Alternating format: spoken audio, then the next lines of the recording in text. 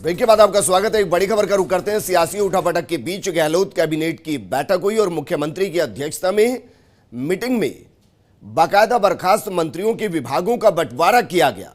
अब मंत्री परिषद की बैठक चल रही है और ये तस्वीर हम आपको दिखा रहे हैं। बैठक ये खत्म हो चुकी है।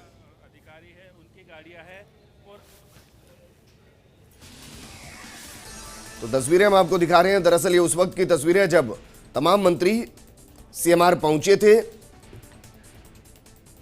जिस तरीके से आज का पूरा सियासी घटनाक्रम रहा, उसके बीच में समझने वाली बात है कि अब जो कैबिनेट की बैठक हो रही है, ये पहली ऐसी कैबिनेट की बैठक जो उप मुख्यमंत्री हटाए जाने के बाद हो रही है। मेरे सहयोगी योगेश मेरे साथ जुड़ चुके हैं। योगेश से ज्यादा अपडेट लेते हैं। योगेश, जो मंत्रिपरिषद की बैठक चल रही है, इसमें क्या कुछ अपडेट है?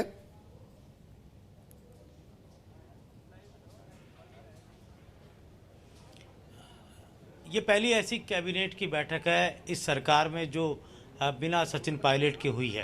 उप मुख्यमंत्री पद की विदाई के बाद अब ये बैठक का एक मकसद ये भी है कि सचिन पायलट, रमेश मीणा और जो विश्वेंद्र सिंह है, इन तीन मंत्रियों के पास बहुत ही बड़े डिपार्टमेंट्स हैं। ख़ासतौर पर सचिन पायलट के पास ग्रामीण विकास और पंचायती राज और PWD जैसा बड़ा महकमा, IT का बड़ा डिपार्टमेंट उनके पास था, और वहीं रमेश मीणा के पास खाद्य और नागरिक आपूर्ति महकमा, और साथ ही विश्वेंद्र सिंह के पास देवस्थान और पर्यटन जैसे मंत्रालय थे। तो किस तरह से अब अन्य मंत्रियों के बीच में ये विभागों का वितरण होगा, ये तो अलग बात है, लेकिन एक रणनीति यहाँ पर बनाई गई है। और मंत्रिपरिषद के जो फेरबदल की बात है, विस्तार की बात है, उसको लेकर अभी जल्दबाजी होगा कहना, क्योंकि अभी यहाँ पर वेट और वॉच की रणनीति अशोक गहलोत और जो कांग्रेस के रणनीतिकार हैं वो करेंगे। यहाँ बैकग्राउंड में हम कुछ ऐसी चीज़ बताना चाह रहे हैं जो बहुत ज़रूरी है दर्शकों को बताना। कुछ देर पहले ट्विटर पर दो बयान आए रमेश मीणा के और विश्वेंद्र सिंह के। इन दोनों बयानों के पीछे का मर्म समझना होगा। दोनों बयान बहुत ही बैलेंस थे और दोनों बयानों में उन्होंने कहा कि हमने कांग्रेस पार्टी से किसी तरह का विद्रोह नहीं किया, हमने पार्टी की गाइडलाइन के अनुसार पार्टी का ध्यान आकर्षित करने के लिए अपनी बात कही है। कहने का मतलब ये है कि पार्टी से को छोड़ने को लेकर पूरी तरह जो सचिन पायलट का खेमा है वो कांग्रेस पार्टी में रहकर अपनी आवाज़ बुलंद करने की बात इन दोनों बयानों के जरिए समझी जा सकती है।